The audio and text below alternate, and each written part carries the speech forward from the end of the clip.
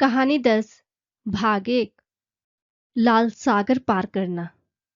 तब Israeli Ramesses नाम की जगह से पैदल चलकर सुक्कोत तक पहुंचे। इनमें औरतें और बच्चों के अलावा 6 लाख आदमी थे।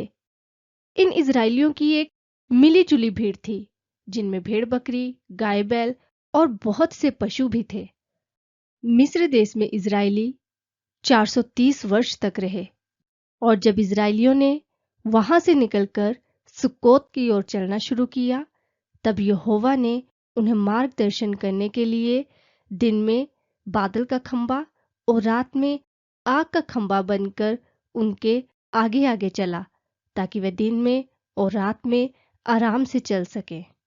जब मिस्र के राजा को ये मालूम पड़ा कि वे लोग भाग गए हैं, तब फैरो और उसके सेवकों का मन बदल गया और वे आपस में कहने लगे, हमने ये क्या कर दिया? हमने उन्हें जाने ही क्यों दिया? तब यहोवा ने मिस्र के राजा फैरो के मन को ऐसा कठोर किया कि उसने इजरायलियों का पीछा करना शुरू किया। मगर इजरायली तो बेफिक्र होकर चले जा रहे थे। मगर फैरो ने अपने मिस्री घोड़ों, रथों, चालकों और सेना को साथ लेकर इजरायलियों का पीछा करते हुए वह समुद्र के किनारे पर उनके तंबू के पास जा पहुंचा, जो पिहारी रोत में बाल जफोन के सामने था। और जब फैरो उनके पास पहुंचा, तब इजरायलियों ने आंखें उठाकर क्या देखा कि मिस्री उनका पीछा करते हुए आ रहे हैं। और तब वे बहुत डर गए और वे चिल्लाकर यहोवा को पुकारने लगे। और वे सब मूसा से कहने लगे, क्या मिस्र में कब्रें ना थी जो तुम हमको वहां से मरने के लिए इस जंगल में ले आया? तूने हमारे साथ ये क्या किया और हमको वहां से निकालकर यहां क्यों ले आया? तब मूसा ने उन लोगों से कहा, मत डरो, स्थिर खड़े रहो और उस अद्भुत काम को देखो जो आज यहोवा तुम्हारे लिए करेगा। क्योंकि जिन मिस्रियों को आज तुम देख रहे हो, उनको दोबारा फिर कभी ना देखोगे। क्योंकि यहोवा खुद तुम्हारे लिए तुम्हारी ओर से लड़ेगा, इसलिए तुम चुपचाप रहो।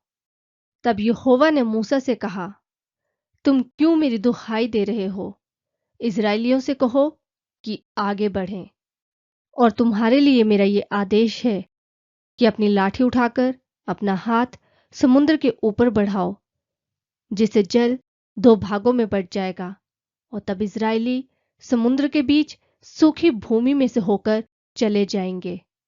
तब मूसा ने अपना हाथ समुद्र के ऊपर बढ़ाया और यहोवा ने रात भर तेज हवा चलाई, जिससे समुद्र का जल 2 भागों में बंट गया और बीच की जमीन सूखी हो गई। इस तरह इजरायली समुद्र के बीच की सूखी भूमि में से होकर दूसरी ओर आ गए, क्योंकि जल उनके दोनों ओर दीवार बनकर खड़ा था। तब मिस्री जो इजरायलियों का पीछा कर रहे थे, वह समुद्र के बीच आ गए, यानी फैरो, उसके सब घोड़े, रथ और उनके सवार। तब यहोवा ने सुबह के समय आग और बादल के खंबे में से होकर मिस्रियों की सेना पर दृष्टि करके उनको घबरा दिया और उसने उनके रथों के पहियों को निकाल डाला, जिससे उनका चलना कठिन हो गया।